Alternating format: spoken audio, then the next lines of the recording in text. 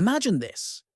Powerful men gathered in a room, a map on the table, rulers in their hands.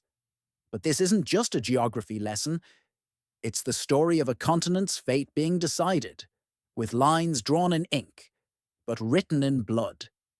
In 1884, a conference held in Berlin didn't just reshape Africa, it changed the course of world history. But how could lines drawn around a table shape the destiny of millions?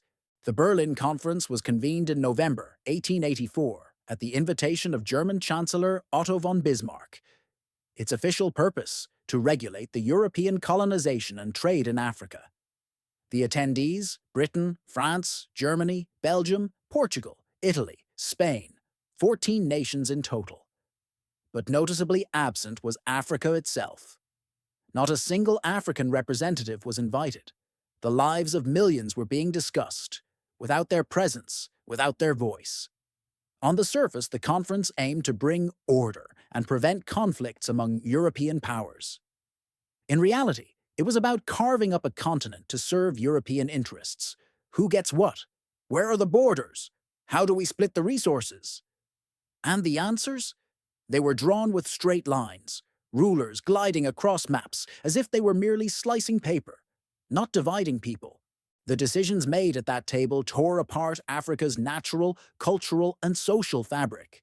Hundreds of ethnic groups, languages, and communities were ignored. One tribe might be split between French and British control. Enemy tribes were placed within the same borders. The result? Ethnic conflict, civil wars, cultural collapse, and political instability. After the Berlin Conference, Europe's scramble for Africa began in full force. Britain dreamed of a continuous red line from Cape Town to Cairo. France pushed from the west toward the east, and Belgium's King Leopold II turned the Congo into his personal empire. Millions were forced into labor, natural resources were plundered, and identities were crushed. Children in the Congo had their hands cut off for not meeting rubber quotas.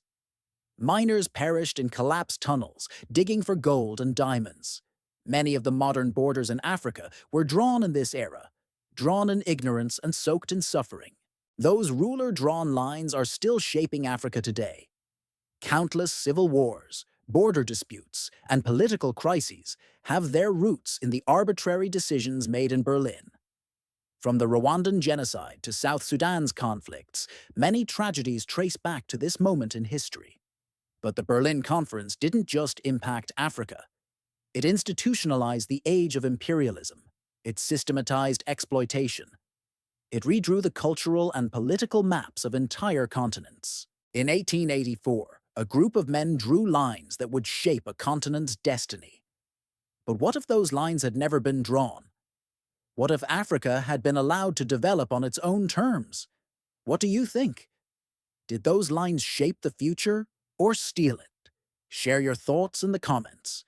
Don't forget to like and subscribe.